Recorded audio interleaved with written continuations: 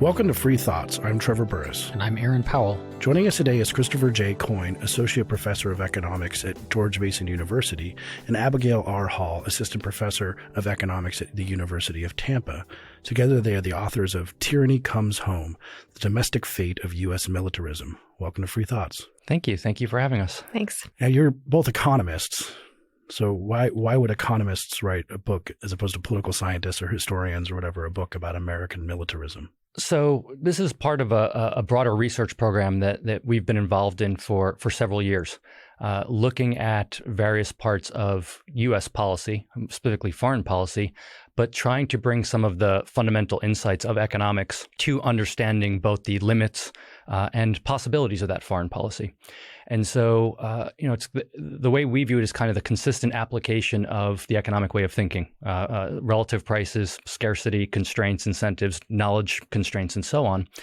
And to our way of thinking, many of these issues are neglected in typical kind of IR, international relation treatments of these issues, public policy discussions. And so we think there's important kind of light to be shed on a variety of topics using the economic way of thinking. And so those can be things from intervening abroad and trying to shape institutions, but in the case of this project, thinking about how foreign intervention and militarism can affect domestic life. Do you have a definition of militarism, like how you're using that term throughout this conversation? So the way we think about militarism is and of course, a variety of different scholars have talked about it, is the reliance or primacy of the military means as a way of interacting, shaping, and influencing military affairs.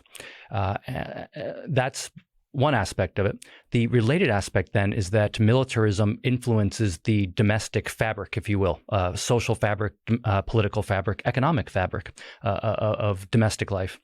And so the way we view militarism is kind of a dominant ideology of military primacy, where pretty much every problem or most problems around the world, and domestically for that matter, when you think about things like the war on terror, the war on drugs, are viewed as being solved, at least partially, if not entirely, through military means.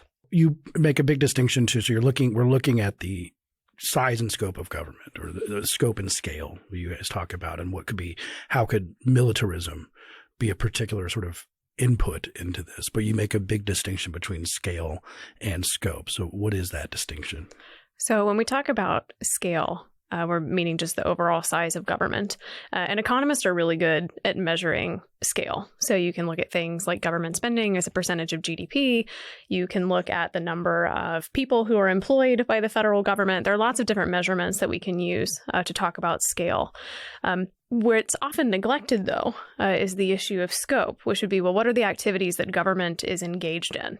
And we talk about several reasons that economists and others tend to ignore issues of scope. So it's assumed to be correlated with scale. So you assume that if the scale of government is growing, the scope of government is also growing. There are also issues with how economists and others typically model government activities. So the way that government's portrayed is that it's providing goods and services in the optimal amount. So they're maximizing some kind of a welfare function. Defense goods are a part of that. And so it tends to be ignored. We focus in on scope because I think listeners will probably appreciate that model of government is probably not the best for understanding how it is that government actually provides resources, defense included. But we also focus in on scope because the tools that we're using for this particular project are particularly well tuned to shed light on issues related to scope. So by going through and working with this framework that we've developed, by looking into the historical cases that we do, we're positioning ourselves to be able to use those economic tools to explain a part of government action that's often neglected. And it's not particularly quantitative too. That's important. There's no graph. I didn't find a single graph, or at least a numerical graph in your book, or how you measure this. Because if you just measure GDP expenditure or how many people work for the government, as you pointed out, Abby, that half of them might be defense attorneys. All right, you might have a huge, and they would to protect the rights of criminal defendants. So if you just measure how many people are employed by the government, you're not actually measuring how much they protect rights or violate them. That's exactly right. And the other interesting thing from an economic standpoint is we typically talk about technological advances in the context of private markets and private life. And one of the, of course, key insights that we have from private peaceful interaction markets and so on is that you get innovation, you get technological advances. Though that lowers the cost of doing things, which in markets we tend to say is a good thing. But that also applies to technological advances for the state. And so as the state acquires and develops tools of social control that lowers the cost of them violating people's rights, you actually need fewer resources to utilize those effectively. And so not only do kind of crude aggregate macro measures miss these nuances, but they also miss kind of the dynamics of innovation and what that means for the amount of resources necessary to carry out an increased range of activities.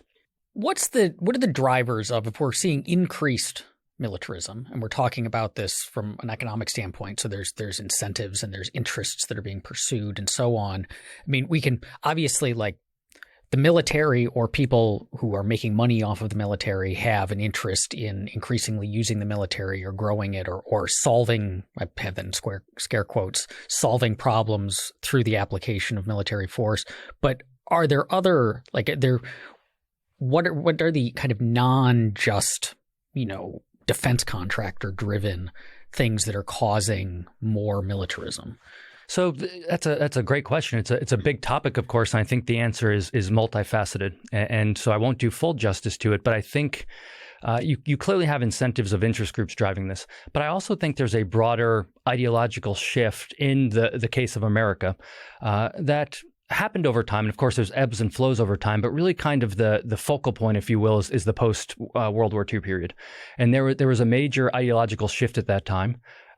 Which again it was driven by numerous factors, but there was a acceptance both in the policy establishment of the foreign policy community as well as among a large number of American citizens that America was going to be involved and had to be involved globally, that there was going to be a state of kind of total war, if you will, and permanent war to combat the communist threat. And so in the wake of the world wars, you get the onset of the Cold War, and that this wasn't going to be like historical wars where you had kind of this ramping up of resources, expenditures, and military might. You engaged against a clear, identifiable enemy. And once that enemy was defeated, the war was over, if you will. Instead, this was going to be a situation where the enemy was an ideology, a set of beliefs. And so that was something that needs to be combated both across geographic space, but also domestically, because you could have infiltrators domestically that would erode the American way of life. And it was going to be open-ended. And that influenced the shape of foreign policy. It influenced economic activity associated with war production. And so you get the onset of what people have called the permanent war economy, where instead of just shifting resources to increase certain military outputs, we had to prepare for future wars as well. And of course, the military contractors that you mentioned played into that, which is once you had this ideology in place, of course, they benefit greatly from the persistence of that type of setup. To add on to that, the examples that I always use, and they're important for not only what we do in this book, but in other pieces that we've written as well, is looking at the importance of the war on drugs and the war on terror. So Chris mentioned a moment ago that in prior conflicts, you have a very clearly well-defined enemy, and that enemy is external, but there's now this internal component when you've got the war on drugs and the war on terror. And so you have this tendency, I think, which is natural when people are afraid of something. They want people to come in and fix it. And the people in this case that are coming in to fix it are our government. And people become more comfortable over time with these intrusions on their personal liberties because there is that fear component that's there. The example that I use oftentimes with my undergraduate students is that they don't remember what it was like to fly pre-9/11, because at this point, most of them weren't born yet. But had you told someone in 1995, for example, that every time they went to the airport, their full body was going to be scanned, they could be pat down by some government agent, now the TSA, a lot of people would have told you that you were crazy. Now we think about that as being normal and a necessary security procedure. And I get that's a way of putting, I think, the thesis generally of the book, which is historically we would have said, what is the main cost to America domestically for fighting, say, a war in Vietnam or a war in the Philippines, as a lot of this stuff seems to begin. And it would be, oh, well, taxes and lives of American soldiers, those are the main costs that come back to America. But you say no, that there's actually what you call the boomerang effect, that there are more costs to this that are more deeply ingrained within the social fabric that happens, as Abby said, maybe without even you noticing it. Suddenly we're being patted down at airports or other things. So talk a little bit more about the boomerang effect and how that works. Sure. And so, as you point out, one of the key kind of insights in the book is a very basic point that comes out of economics. Frederick Bastiat and then Henry Hazlitt, of course, about the unseen. And as Hazlitt put it, the art of economics is not just analyzing the observable consequences of a policy, but also the chain of events that occurs, much of which is unseen. And so really, in some sense, that's what's driving us here.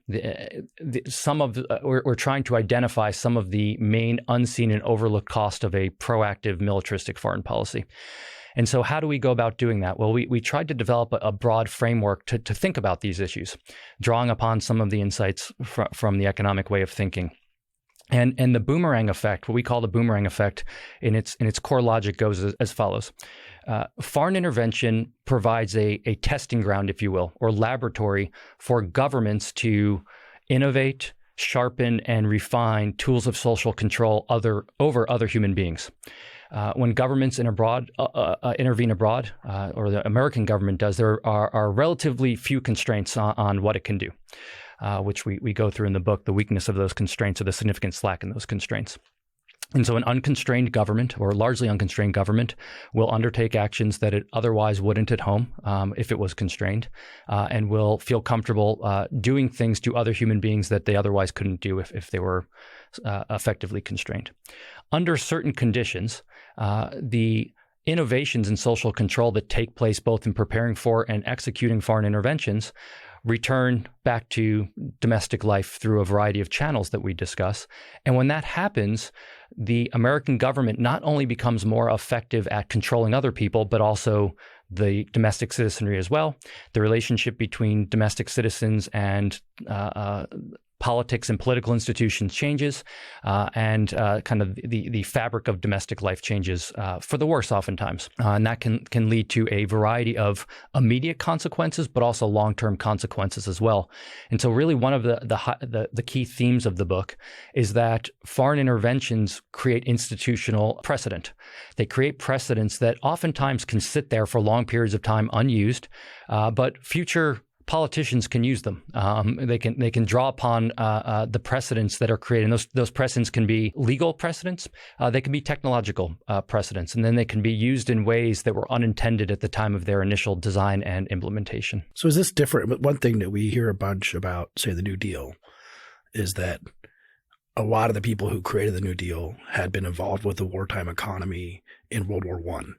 And we put ourselves on a wartime footing, and everything was planned, and we had to centralize, and we all have one goal.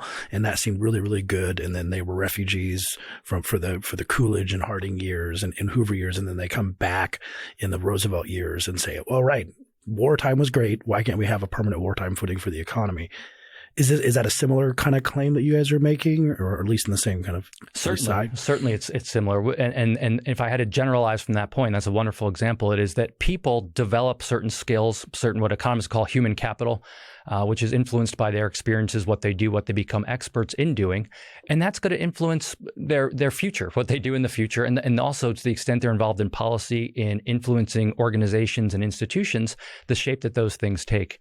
And so, if I had to summarize one of the key takeaways, you can never just do one thing. And so an intervention, even a well-targeted, well-designed intervention, is going to have a series of consequences which you cannot fully anticipate, which you cannot fully measure. And it's something to take into account when we're thinking about foreign policy. Is there a way to make the unseen seen in this instance? I mean, so one of the ways to address these incentives would be to make the unseen more seen, these costs more obvious. And I mean, you can do it like, obviously, your book is a step in that direction, but most people aren't reading books of this type of academic books. Are there ways to adjust the incentives here to at least push back on this tendency? Edward Snowden did it, I guess. He made some unseen things seen. I think that is it's a really tall order.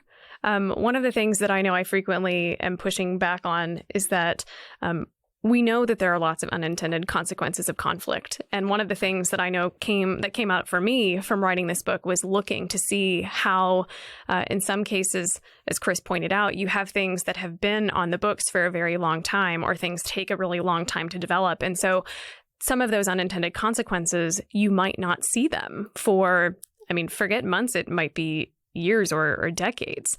But the fact that there are lots of unintended cost associated with conflict, whether we're talking about the loss of liberties, we're talking about environmental impacts, there's a whole list of things that we could discuss.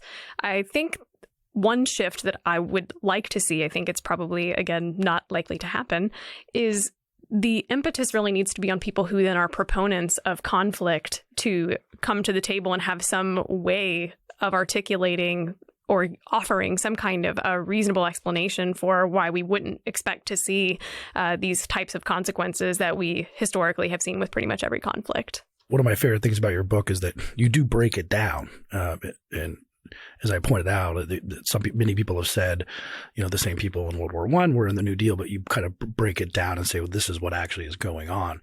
So in the one that Chris mentioned, the human capital channel, if you create a bunch of generals and soldiers, for example, to fight a war overseas, they might come back and be cops, which happens a bunch in the story. But you have these basic things like extreme confidence regarding the interventionist ability to solve complex problems in other societies through massive bureaucratic public-private apparatus. So there's 5 more you talk about, but just like that one, it's the kind of thing that you learn, right? And then you're no longer just relegated to working in foreign countries now. You might come back and get a job. That's right. And so we term this the interventionist mindset. And really, to understand this, that list of propositions that you just mentioned, the first one. And one of the core kind of foundation things we discuss in the book, and I think it's important for people to talk about, irrespective of where they fall down on how interventionist America or other governments should be, is what does intervention in other societies require? And at its core, it requires force or the threat thereof. It requires social control. Social control is the rules and the different ways of life. Those rules can be formal or informal that people follow to get things done.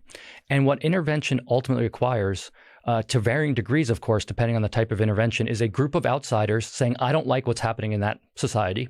Of course, if they didn't have that kind of view that they didn't like what happened, there'd be no urge to intervene to change things. An intervention tries to change what naturally would occur otherwise. And that requires controlling people. And that requires a certain mindset, a certain mental schema, if you will. And that's what you're getting at when you talk about, look, you have to have confidence in the ability of government to change things. You have to have confidence and comfort telling other people how to live their life and backing that up by force if they refuse to do so. And limited compassion and sympathy toward the target populace. I like that one. That's right. That's right. And you capture that. This is bipartisan. We've all heard politicians talk about Iraq and Afghanistan, the failure, not as a failure of U.S. policy, but as somehow the failure of the recipients of, and they'll put it in terms of a gift. We bestowed upon the folks of Iraq and Afghanistan the right to be free or democracy, and they chose to reject it. Well, that's certainly one way to view it. Another is that they didn't view it as the gift that you're framing it as. And so there's a certain kind of framing that goes here. There's a disregard typically for a human life of non-Americans. And you see this in the way U.S. policymakers and those in the military talk about it, the way they frame it, collateral damage, the unwillingness to in many cases have even attempt to count the number of civilians lost or to make it as opaque as possible. Going back to your point about what kind of things could we do to make this more transparent, there's constraints, there's data you could make available, but oftentimes in government, of course, they take active steps to mask this data so that people can have access to it and understand the full implications of it. Is that kind of pivot from it wasn't our failure to it wasn't our failure, it was their failure, how you get around? I mean, so when Trevor first mentioned this, they go in and then they have this overconfidence in the ability of large bureaucratic systems, in this case military systems, to solve problems. It clashes with, most of the people who I've talked to serve in the military come out being like, man, we had no idea what we were doing. Like they don't come out with confidence in these systems, and making fun of the incompetence of there's the new Catch-22 movie is coming out. Like it doesn't seem like we have this broad consensus that the military is this well-oiled machine that gets things done. Or at least, especially people who've been in the military. Right. Yeah. I mean, I think it probably depends on, and Chris may have other things to add to this as well. I think part of that, it depends on who it is that you're talking to coming out from the military. Because I know in my experience, it's been something very similar. When I present this or other research to former members of the military, the first few times I was surprised because I found a lot of them agreed with me, and they're saying, yes, you're telling us things that we actually lived through. So they've experienced the bureaucracy. But I do think that there is some potentially a meaningful difference in maybe where you are within that organization. So for those people who have been able to climb the military ladder, and we talk about this in the book, they've illustrated that they are really good at playing that game. So they're able to do the things which are pleasing to their superiors, to engage in the actions which are going to make them successful within that organization. And so the people that I might be talking to or who might be coming to me are not those people who've been able to make a career out of the military. They're people who spent, 4 or 8 years in and then left. And I think that's an important distinction to make. Now let's get some specifics here. So we're talking the abstracts, but you do a very good job of saying this is exactly how it works. And the first one you talk about is surveillance. We have we know, I think most people expect a large amount of surveillance from the U.S. government in their life, which wasn't always the case. But that itself, some of those institutions and technologies have roots in foreign intervention. In the book, we kind of talk about the boomerang effect framework. We talk about America specifically in the constraints or lack thereof related to foreign intervention. Then we shift into kind of 4 illustrations or case studies, and surveillance is the first one we discuss. And one of the interesting things that came about in all the cases that we discussed and studied for this book is just how far back they go. Of course, people think about surveillance to the extent they think about it all, and a lot of people say, okay, the NSA, Snowden, and then if you just look up a history of the NSA, you see, early 50s, that's the NSA, and you say, okay. That's the history of this thing. But it's not. There's a much deeper history when you delve into it. And there's always been surveillance, of course, of varying types. As long as there's been wars, there's been governments, they always surveil, whether it's directly observing, having spies, opening people's mail. Those are all forms of surveillance throughout history, as well as many others. But in the case of America, you can trace back the origins of the modern day surveillance state to the war in the Philippines. So we're talking late 1800s into the early 1900s. And of course, the war in the Philippines is one that you don't hear too many people talk about. But in many of the cases that we talk about in the book, you can trace back the origins to that. And of course, when America, or the American government, I should say, took over the Philippines, many of the citizens that lived in the Philippines were expecting to be granted independence. But the American government wasn't ready to grant them independence. And so, as you can imagine, that led to great unhappiness and a meeting of resistance by people living in the country being occupied and being told what to do. So how are you going to fight the insurgents? Part of it was brute force. The American military apparatus engaged in brute force. But for the first time, the American government also established a apparatus of surveillance under someone named Ralph Van Diemen, who's called the father of military intelligence. He's in the Military Intelligence Hall of Fame. There is such a thing. And he is, and what he did, which was quite genius at the time, was use all the available technology available to him. Now, again, by today's standards, of course, it would be very rudimentary. But he collected enormous amounts of information on people and used that information to manipulate people, to try to anticipate who would be insurgents, to ruin people's lives. And we're talking everything from things about their participation in insurgent groups to their personal life, their sex life, their financial records. And so you had this systematic attempt to collect this information and use that information to manipulate people to get outcomes. Van Diemen finishes up. He comes back to America in the early 1900s, and he goes to work to try to set up a similar apparatus domestically. He meets a variety of bureaucratic barriers to doing this. It wasn't like a smooth process where he just snapped his fingers and it happened. But World War I, or the onset of World War I, presented him with the opportunity to do this. And he established one of the first kind of systematic surveillance operations. It was very small. It was only him and a few people in America. And it slowly expanded over time. At one point in time, and it went through a variety of iterations like any kind of bureaucracy. It had a whole host of different names if you look at it, which eventually became the NSA. The NSA was formed 1952, I believe, and that's the year Van Diemen died. So it kind of his vision came to full maturation and came to be fulfilled at the end of his life. You see these crazy things when you read about it. At one point, it's called the American Black Chamber. They had set up a business front in New York City, and they again, it was a small group of people. It wasn't like this huge apparatus. So these people sitting in this building in New York City, and they entered into these backroom agreements with all the major Western Union, which of course was one of the major telecommunication companies with international communications over wires. And you had a small group of members of the American military reading all these things, having access to all this information. Then, of course, you come up through the revelations that led to the Church Committee, which again was massive spying, the abuse of these tools of surveillance to fight people that those with political power didn't like. And it wasn't just communists. It was civil rights leaders, others viewed as posing the broadest threat to members of the political elite. And then, of course, you have the Snowden revelations, which are, so you start going back and you're like, all right, the Snowden revelations come out and they're jarring for 5 minutes for people that care about it, and they just move on to the next thing. And you quickly realize that this has been happening over and over again. The technology is different. The way that government implements it is different, but it's the same kind of stuff over and over again, which shouldn't be that shocking to people.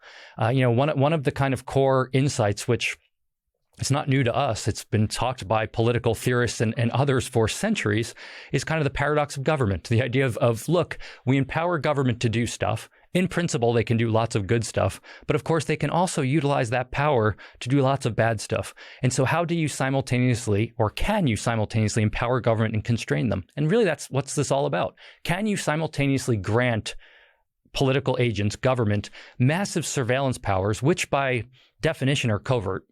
They have to be in order to surveil people, because if they know they're being surveilled, they're not very effective, and simultaneously create constraints that are to prevent abuse. And that's really, in some sense, what this all comes down to. I would suggest the empirical record is very weak in coming up with effective constraints.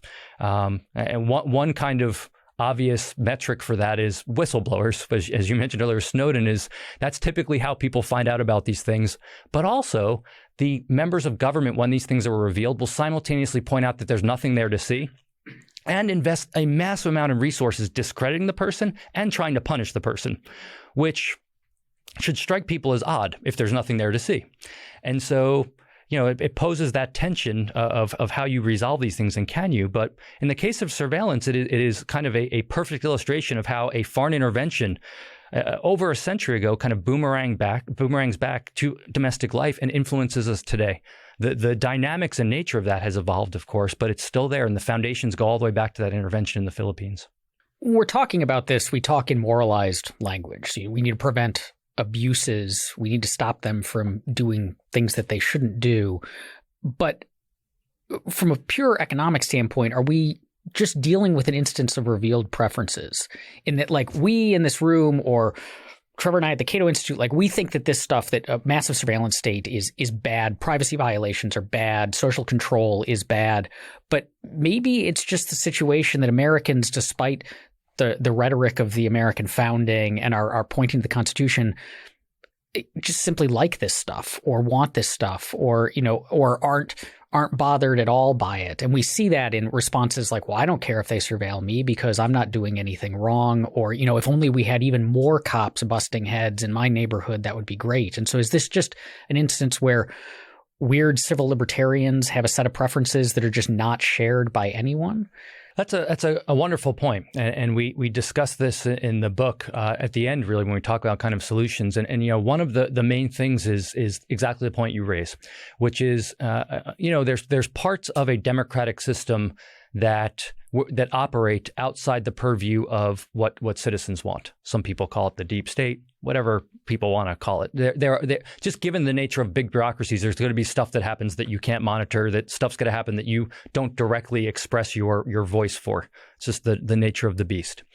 But of course, that doesn't mean people don't have a voice. They can't express their views. And of course, there have been moments in American history and in other societies where people have had dramatically different preferences than what their government is doing, and they have expressed those either through voting or through some kind of revolt or protest and gotten change. What does this mean?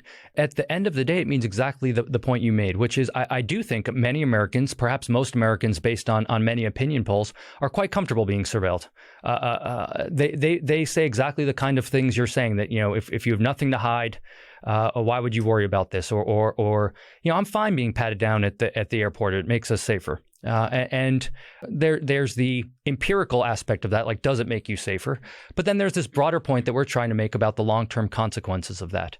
And so, you know, kind of where we conclude is that one of the things you need in order to reverse this, that you can't turn to politicians to reverse it. They have no incentive to reverse it. They like power. That's part of this. And they are going to continually work to take advantage of existing slack and the constraints and to expand that slack.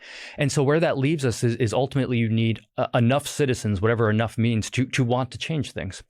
And you know, we try to lay out the case here that they should care about it.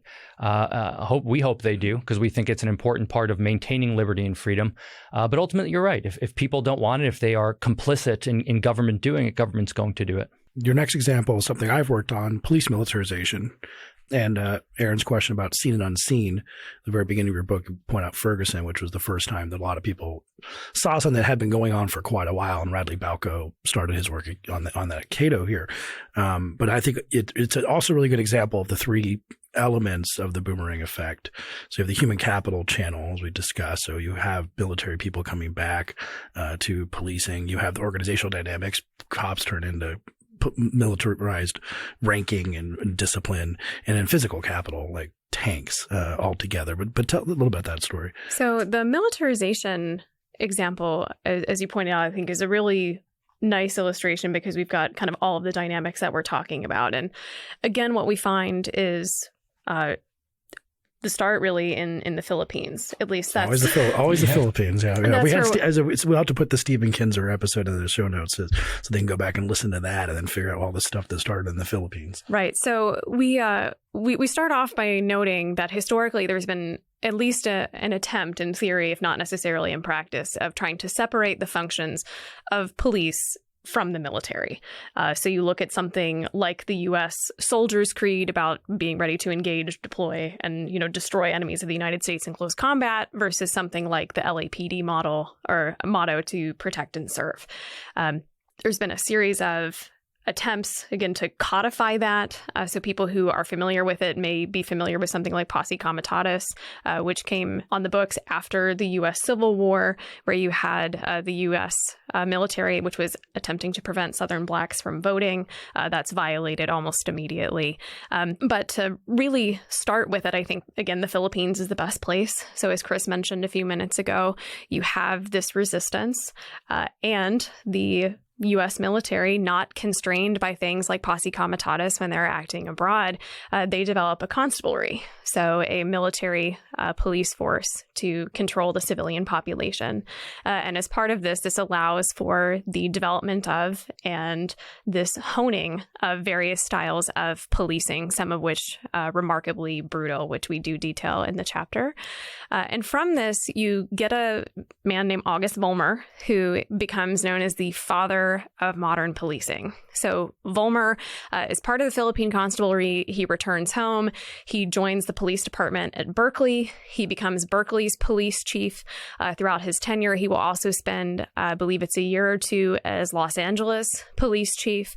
And he also serves as a consultant to a variety of different police departments.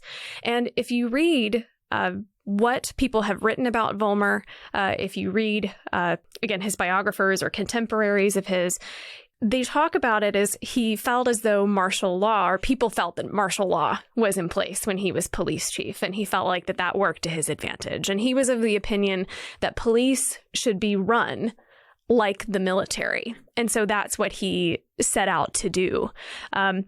He was a fan of things like universal fingerprinting for every citizen in the United States, something that he was not able to successfully champion, but was a big proponent of implementing the types of tactics and technologies that had been developed as part of this occupation of the Philippines. So things that we might not think about today as being huge technological innovations, but things like having police officers on bicycles, or them being able to call into the police station with a telephone or telegraph, or putting police officers in cars when cars became available. It's appropriate that several years later, in another case that we talk about related to police militarization.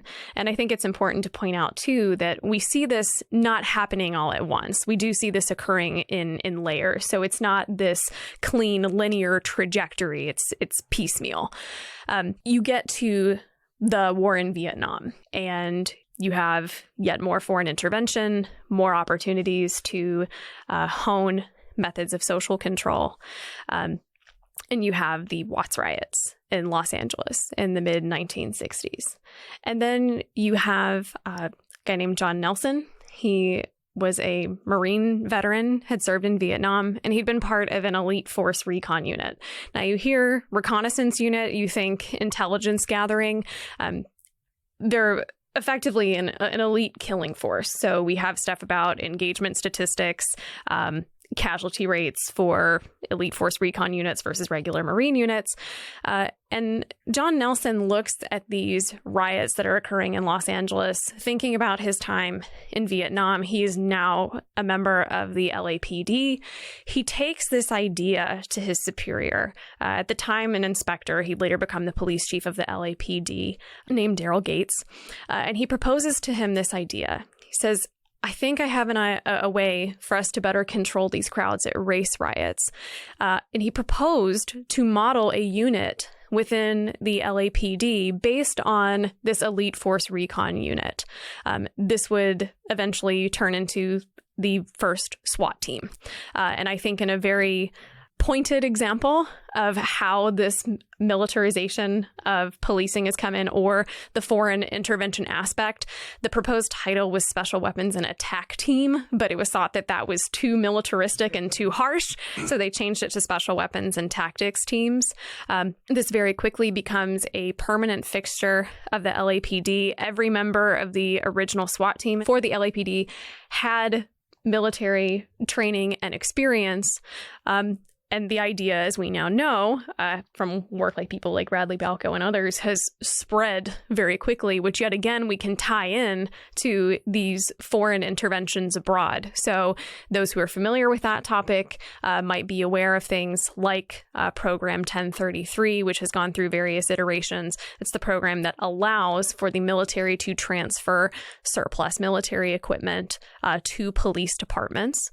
So you start to see all of those dynamics that we talk about coming in. So you've got this human capital that is being infused at all these different points. So mentioned Volmer a few moments ago. It's not just Volmer. You have people who are doing similar things in West Virginia, people who are doing similar things in Pennsylvania with the experiences that they have.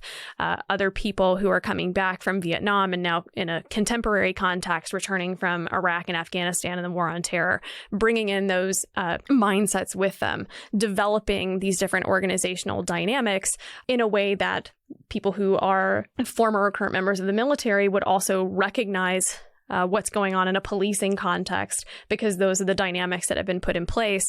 And then you bring in these programs which allow for the use of military-grade equipment. And it really, I think, ultimately comes as no surprise that this is where we are. But we've got this historical context of foreign intervention really being kind of the cradle of this very now hotly contested contemporary issue. While this was happening, to go back to the cultural question that I asked earlier, what was the reaction of people in, say, Los Angeles when the first SWAT teams came in, or as the militarization went up? Like, was this move being cheered on by the general populace, or? One of the tricky things about engaging in this type of research is that some of those types of questions, and that's a really good question, is that you don't always have that kind of information. My guess would be is that it would probably have been a mixed bag. So you probably would have had some people who were largely championing this as a move and other people who would probably be detractors, very similar to what we see today with respect to police militarization. Anytime I'm giving or talking about that as a topic, you run into something very similar to what we were discussing earlier of, well, if you're not doing anything wrong, then you don't have anything to worry about. Or they'll typically bring up something about what police are confronting and then ask questions like, well, don't you want police to have what they need in order to be able to do their job? So the short answer to that question is I don't really know. Well, there definitely seemed to be a pretty high level of demand among some people for criminal justice, for cracking heads, let's put it that way, in the late 60s, to turmoil, the 60s, race concerns, the drug war, all this stuff comes up. So it's not just hey, we're going to impose this new SWAT team thing on you because I was in Vietnam. And I think the war on drugs piece, and we talk about this in the book, is the war on drugs and the war on terror being yet another mechanism through which we see kind of the expansion of police militarization. And a large part of that has to do with that dynamic of there are now domestic enemies which are present and part of this ongoing perpetual war on drugs or war on terror. And therefore, in order to be able to effectively, the story goes, do our job, we need to be able to have this type of equipment or use these particular tactics, which, even though they were once relegated to the military, are argued to be more appropriate or effective at doing the job. But you wouldn't make this, just to be clear about this, you wouldn't make the strong claim that but for Vietnam, we wouldn't have SWAT teams, right? I mean, how I guess inevitable does this seem? And in trying to sort of demonstrate the thesis, do we see other countries maybe or other empire like British Empire? Do we see this happen too?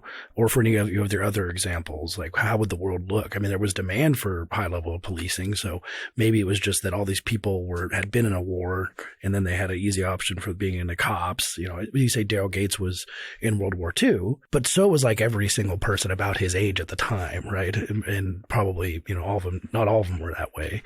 So, how strong is the thesis here? So that's a great question. And we don't want to overstate the strength, I guess the more accurate way to put it is the predictive power of the thesis. In the book, we are very careful both early on and throughout to say that the kind of the boomerang effect is first of all, just one factor that influences the growth of government. There are, in every attempt to talk about the growth of government runs into this problem, it's extremely complex. But of course, to gain any kind of analytic tractability, you have to focus on certain aspects and kind of either hold others constant or push them off the table. And so, how would have things evolved absent any particular war? I don't know. That's an interesting counterfactual to think about. Do I think that it was inevitable that either militarization of police or one of these other things would have happened absent a war? I imagine most of them still would have happened in some way, shape, or form. Again, this is me speculating. But the dynamics would have been different. But I do want to make clear that we're not saying this is the only cause of growth, that there's kind of a deterministic type of thing that's happening, or that it has to happen. Again, one of the key kind of insights of the book is this isn't the foregone way that life has to be. Things can be different. That requires certain things, and pointing out how things occurred, I think, is important for, number one, understanding how they occurred, but also for assuming people want to either constrain them or make changes to reverse them, for understanding how to go about that. And so, that's how I think about it. It gets even more complex, by the way, because these things are all intertwined. So in the book, we talk about surveillance and militarization of police. Of course, these things are linked, right? Because, in this, there's lots of present day examples of this that came to light just as we were publishing the book and after. One of the main ones, of course, is the surveillance technologies that were developed in Iraq that came back to America that are employed by police forces. Stingray's one of them. This idea of this real-time regional gateway, which was this kind of algorithm developed by the military in Iraq and Afghanistan. And it's great. It's great for tracking and helping members of the military to track and kill what they consider to be the enemy. The question then you have to wonder what happens when that comes home. So then they say, okay, now we have this technology. Well, let's deploy it at the southern border because we have immigration concerns, we have drug concerns, we have terrorist concerns. But of course, it doesn't just stay at the border. It's not just used to against bad people. It collects a lot of information on a lot of people that may be bad, but may not be. And then you have to think about the implications of that. And so you get this blurring between the surveillance kind of capabilities of government, the militarization of police, and it gets really complex really quick. But you can see how this kind of stuff manifests itself domestically, and how you just get example after example, some in the immediate term, some in the longer term. You'd asked about potential other examples and does this occur other places? And we're careful in the book to point out, or the framework that we've developed is generalizable. And so we do not think that this is in any way, shape, or form exclusive to the United States. Other governments that would engage in foreign intervention, we'd expect to see this elsewhere. One of the things that I found both intriguing and at times frustrating about writing this book was the amount of digging and the amount of historical knowledge and the amount of detail that you have to have about a variety of different things in order to really have an understanding of just the complexity of any one of these issues. And so in the book, we chose to focus on the United States. There are some other examples in the U.S. which I think are of interest. So looking at things like human rights abuses or human experimentation is something that we've looked at. You can also look at things like far-right extremism. So looking at the intersection of the military and organizations like the KKK. Those things are also contemporary U.S. examples. I would be very interested with people who have more knowledge about specific countries than I do to see what kinds of examples that they might be able to use this framework to discuss and illuminate. The ones that I was thinking, Rome and the British Empire, of course, are ones that are similar scale as the American Empire. And it would be interesting. I don't have enough knowledge, but I imagine maybe, Roman people going to serve as governors of Gaul might have come back and been like, well, you got to really keep those Gauls down, like learn some techniques of sort of oppression, or British governors in India, might have learned some things and brought them back home. But it does take some more research. And I think in general, it seems like that we talk about what to do. We've identified a problem, which I think you guys are correct about this. But it's not totally deterministic, but it has these elements to it. And we have one coming. At one chapter, you discuss drones, which we're having domestic. Did those begin in the Philippines too? No, but they did for close. World War I. I was shocked about that one. Right. Yeah, I tell about the drones origin. Yeah. So drones, as we think about them, as we point out, not quite Philippines early, but we're getting pretty close. So in 1914, you see the first attempts at making some kind of an aerial drone. They're used at first for target practice. Over the years, capabilities get better. So really you start to see the development of things like smaller cameras, microprocessing systems, things like that. During the Cold War, they're used for surveillance. We talk about reasons why. Things like if you were to shoot down a surveillance drone over the Soviet Union, that's a bit more politically easy to deal with. So we see this continuous development where we really see drones getting picked up and used extensively is primarily, again, in the War on Terror. And while there is this historical build up to that, so it's not as though all of a sudden we just get this technology right around the year 2001, 2003. But we do see that once that technology is developed, we start to see almost immediately, and this is one of the things that I think is particularly interesting about the case of drones, is that once that technology starts to be used, what I would argue more extensively by the military, so for extensive surveillance and then also, again, for active targeting. Once that technology starts to be used in that way in the War on Terror, you see pretty much immediately, like within the same year, that those same drone technologies are being used along the U.S. border. There are certain people who play a pivotal role. Like Arthur Sabrowski is somebody that we discuss in the book as being particularly important for really pushing in a very similar way that we saw in the chapter on surveillance, becomes an integral part of pushing for the use of these unmanned technologies, of these more advanced computer systems as a way to modernize the military. Again, someone who is coming from the perspective of this is technology that has been successfully used abroad. This can also be successfully used domestically in a meaningful way. Bringing drones again forward to 2019, we see now police departments. Again, Chris mentioned a few moments ago that one of the things that makes it so complex is it all gets woven together. So you have surveillance, you have police militarization, and you have drones all simultaneously. Drones being utilized by police departments for things like surveillance, drones being loaned out to police departments from like customs enforcement and border patrol, and also discussions of things like using armed drones by police departments being met with varying degrees of opposition. So again, you have some people who are big fans of this and other people who are understandably, I think, concerned about the security threat or the threat to liberties that poses. But is that the difficulty here about it kind of underscores what do we do about this? Because it's very hard to make a case against drones in general. I mean, from a military standpoint, if we're not putting people in harm's way and we can accomplish a task, that's better than the alternative. It seems from any military. When you design military gear, you design them to protect your people and hurt them. Like a tank is about that. And if you don't even have to put a person in there, so that's where military drones seem like not a bad idea from a military perspective. And then if we apply that domestically, we say, well, you shouldn't use drones, even though they're very good at doing that thing that we're trying to do, which is protect the lives of officers and soldiers and getting the bad guys. So how do we change the culture? How do we change ideas that there is something wrong with this, when you have to also admit that it's effective at doing many of the things that people think should be done? So I think to point out, and this goes back, first point is that we don't make the argument that any of this technology is inherently bad. So for drones, for instance, they have very useful applications in things like combating fires or even like agricultural implications. Search and rescue drones can be very good. So we don't make any kind of claim that any one technology is inherently bad. In terms of how do you change the culture surrounding it, I think it really goes back to this idea of the paradox of government that Chris mentioned earlier, of that we can see the potentially beneficial uses for these technologies.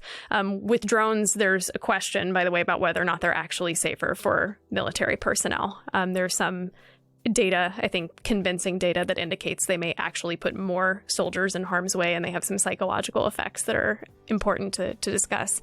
But that aside, figuring out, well, if we want police officers, for instance, to be able to use drones in the event of some kind of a crisis, however we want to define what an appropriate crisis would be. How do we design rules to allow police departments to utilize technologies, or the military or whoever to utilize these technologies in a way that we achieve results that we find acceptable, however we want to define that?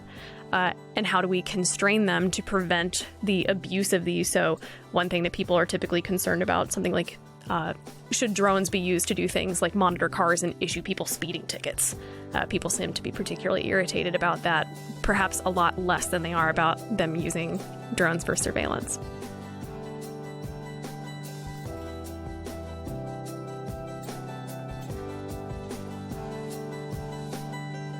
Thank you for listening. If you enjoy Free Thoughts, rate and review us on Apple Podcasts or in your favorite podcast app. Free Thoughts is produced by Tess Terrible and Landry Ayers. To learn more, visit us on the web at www.libertarianism.org.